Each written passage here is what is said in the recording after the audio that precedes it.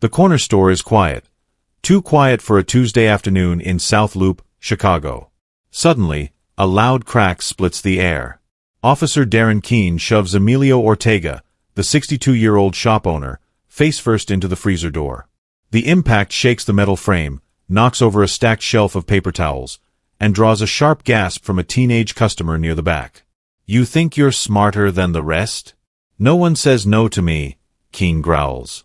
His breath reeks of stale gum and unchecked power. His fists are tight. His face flushed. And there's no bodycam in sight. Just a crooked badge, barely clipped, and a predator's smirk. Emilio coughs, steadies himself against the cold door, blood smearing the handle. His face is red, but his voice, measured. "I told you already," he says. "This is my store. You want to inspect it? Bring a warrant. Bring a lawyer. Or bring a new job."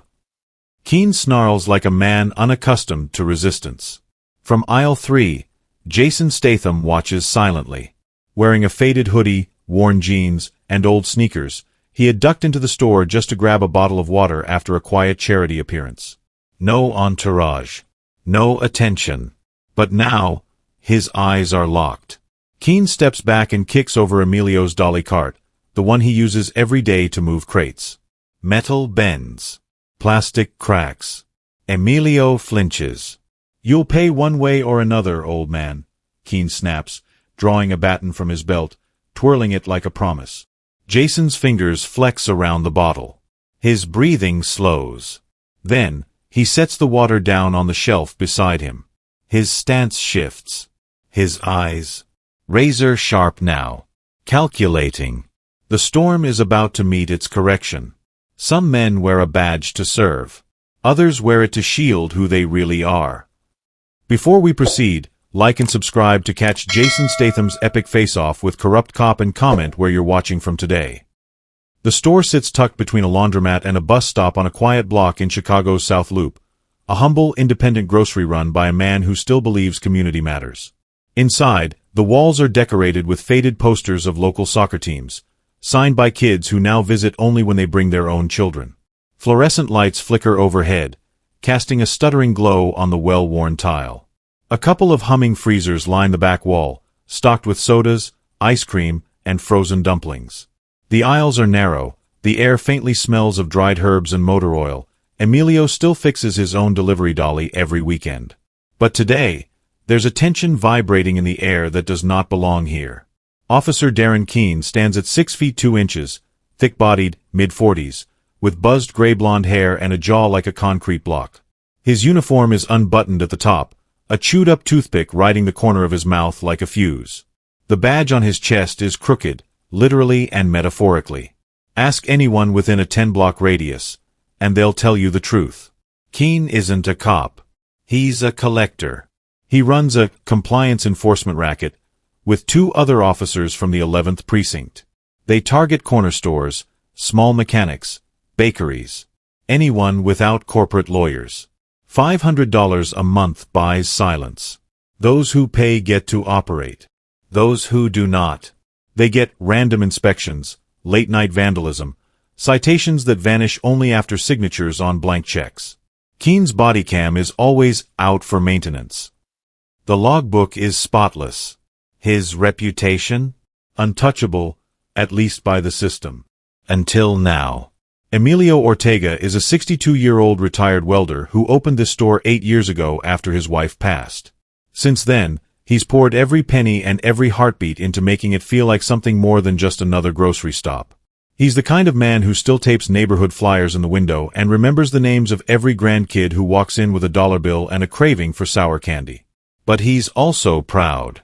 And today marks his 4th refusal to pay Keene's monthly bribe. "This is my store," he had told Keene earlier this month. "If you want it shut down, come with a warrant. Otherwise, take your lies and leave your threats." Keene didn't take that well. He never does. Jason Statham had zero intention of getting involved. He just finished a quiet charity event nearby. No cameras. No red carpet. Just signed checks and handshakes with old vets and local coaches. He walked in wearing a faded hoodie, baggy jeans, and gray sneakers. Unshaven.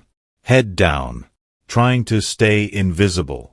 He only noticed the tension because he spotted black leather boots in the cereal aisle, boots polished too clean, too early for a neighborhood store. Then came the shove. The metallic thud of Emilio's skull hitting the freezer door. Jason heard it across the aisle, over the buzz of the lights and the quiet chime of the store's door sensor. He froze. Not in fear, but in focus. Jason's eyes followed the baton before it left Keene's belt. He tracked the cop's stance. Not trained. Not cautious. Just a bully with government permission.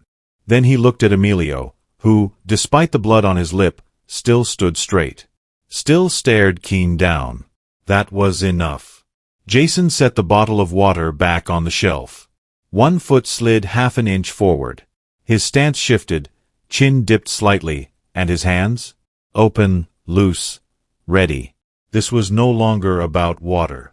It was about who gets to act like a god in someone else's store. Keene's breathing had turned sharp and erratic, like a wolf cornering prey it never expected to resist. His boots crunched over spilled rice from a broken bag, and he pressed in on Emilio, rage now leaking through every movement. "I'm the law here," Keene growled through clenched teeth, his voice echoing off the linoleum and freezer doors. "You think that badge on the door protects you? It's a sticker. You mess with the real system, you get smashed." The badge he referred to was Emilio's old Chicago Chamber of Commerce certification sticker, worn and sun-bleached, but still clinging to the glass. That sticker had once made Emilio proud. Now it meant nothing. Emilio didn't flinch. Even as blood trickled from the corner of his mouth, even as Keene's baton dangled ominously from his grip, Emilio stared at him with tired, angry eyes. "You break bones to feel big," he said quietly. "That badge on your chest is smaller than you think." The words hit harder than expected. Keene snarled, spit flying. "Smart mouth. Let's see how long you keep that up." In the aisle behind the drinks cooler, a teenage boy with dyed green hair peeked out, phone held vertically, recording silently. His hands trembled. He wasn't brave enough to stop it, but he was brave enough to post it. Near the checkout counter, an older woman with a cart full of bread and eggs turned her eyes away. She lowered her head, grabbed her receipt, and scurried out. Another man near the frozen goods picked up a tub of yogurt, paused, and just kept browsing. The cowardice was quiet. Passive. The kind of silence that lets people like Keene keep doing what they do. Jason didn't blame them. But he wasn't one of them. He shifted his foot slightly, the rubber sole dragging lightly across the floor. His weight changed. Centered. Ready. His eyes tracked everything. Keene's stance, the tilt of the baton, the angle of Emilio's spine against the freezer door. One of Jason's hands rested casually near a metal produce crate. The edge looked sharp. His other hand? Suspiciously close to the yellow mop stand by the shelf, leaning unattended like a forgotten guard dog. He didn't blink. Keene yanked Emilio by the collar, nearly lifting him off his feet. "Time to collect the tax the hard way," he hissed. The baton came up slowly, like it had done this before. Jason's voice sliced through the tension like steel sliding out of leather. "Put it down." A pause. Icy. Final. "Or I put you down." Keene froze for half a second, half a heartbeat, then turned. Scoffing. "Who the hell are why?" He never finished. Jason was already moving. The sound of water hitting tile was the only warning. A bottle tipped over. A mop crashed to the floor. And then chaos rewrote the rules of that store. Keene's baton arced through the air with violent speed, a blur aimed directly at Jason's skull. But Jason Statham was no stranger to reckless men with weapons. He pivoted cleanly, just inches off the center line, and let the baton pass harmlessly beside his cheek. In the same motion, his hand darted to the shelf. It moved with surgical precision, his fingers curling around the cold metal of a family-sized soup can. A heartbeat later, the can smashed full force into Keene's forearm with a sickening crack. Keene let out a grunt. His baton clattered to the floor. Before he could process the pain, Jason's elbow rocketed upward, catching Keene flush beneath the chin. The blow lifted his heels off the floor and sent him stumbling backward into a rack of instant noodles. The shelf shuddered but held. Keene wasn't down, but he was rattled. He snarled like a wounded animal and charged again, bull-rushing Jason with wild rage. No stance. No training. Just brute force. Jason backed up fast, one foot skidding on a patch of water from a broken bottle. His hand found something long and wooden, the mop handle, slick with cleaning residue. Without hesitation, he snatched it up, spun it around, and swept Keene's legs out from under him. Keene's boots lifted off the ground. His entire body flipped sideways. Crack. His skull slammed hard into the freezer door behind him. The plexiglass spidered with cracks, and the vibration sent 3 gallons of milk toppling onto the floor, bursting open like soft white grenades.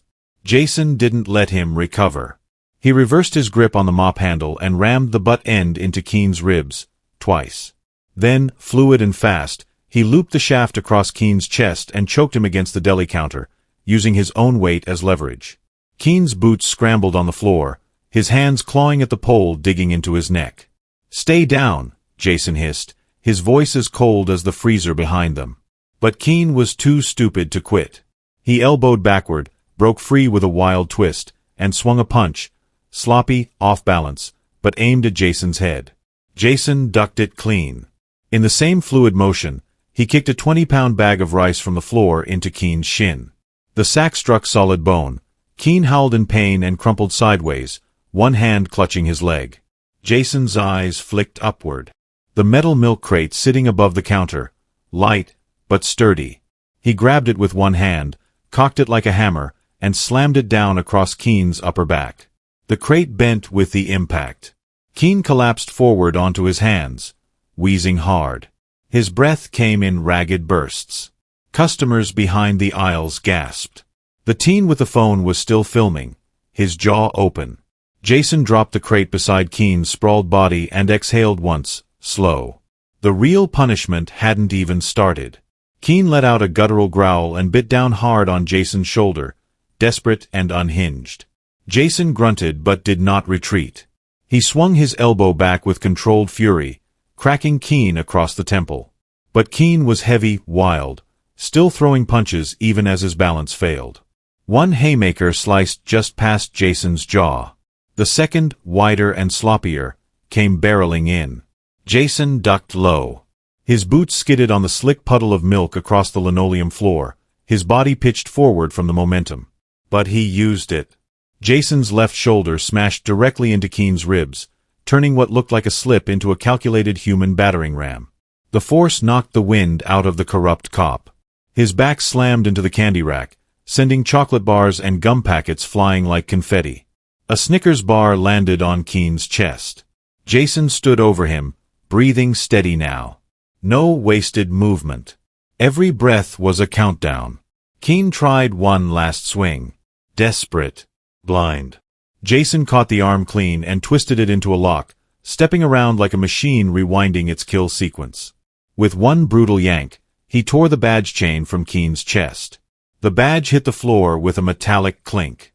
Jason didn't hesitate. He looped the chain around Keene's flailing arm, one turn, two, then pulled it behind his neck like a garrote. His knee planted into Keene's spine as he choked him into unconsciousness using the very symbol of power he had abused.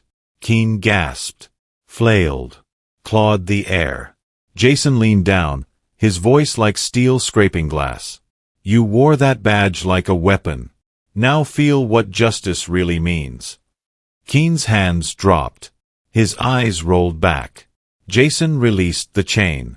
Keene slumped to the floor, unconscious, wheezing, utterly broken. His boots twitched against the floor tiles, one hand half-crushed beneath him. The store was dead silent. The only sound was the hum of the flickering fluorescent light, and the quiet hiss of milk dripping down freezer shelves. Jason stood over the wreckage, then calmly bent down, and picked up his unopened bottle of water.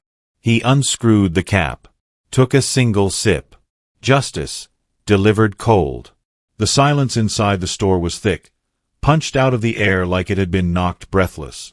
The teen by the drinks aisle, phone still raised, whispered under his breath, "Holy, that's Jason Statham." His voice was barely audible, but it broke the tension like a pin to a balloon. Whispers followed, low and stunned. Another customer who had been pretending to browse hot sauce dropped the jar gently back on the shelf. Jason stood in the middle of the wreckage. Freezer door cracked, candy spilled, rice exploded across the floor. Keene lay crumpled at his feet, his badge chain still wrapped around his limp arm. Near the counter, Emilio Ortega struggled to sit upright. A trickle of blood ran from his temple, but his spine remained straight. He stared at Jason like a man who had just witnessed something between a miracle and a thunderstorm. Jason knelt beside him, voice low, steady. "You all right, sir?" Emilio blinked, then gave a slow nod. "I've seen a lot in this city, but never something like that." One of the regulars, a bearded man with tattoos on both arms, stepped forward and helped Emilio to his feet. Another quietly picked up the shattered dolly, what was left of it, and leaned it upright against the wall. Jason didn't stay to enjoy the thanks. He grabbed a napkin from the countertop, wiped the blood and sweat off his knuckles without a word. No victory pose. No explanation. Just a man finishing something that needed to be done. He turned toward the exit, but before leaving, he paused. Looking down at Keene's unconscious, groaning body, his badge dangling uselessly like a failed symbol, Jason spoke loud enough for the whole store to hear.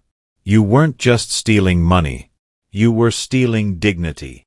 That line didn't echo off the walls. It carved into them. Jason walked out into the Chicago sun without a glance back. The store doors hissed shut behind him, closing on a scene no one inside would forget. Not because they saw violence, but because, for once, they saw what justice looks like when it walks in wearing old jeans, and leaves without needing applause.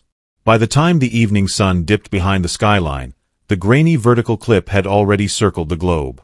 Title: Jason Statham silently destroys corrupt cop inside local shop. Views: 15 million in the first 24 hours. And climbing fast.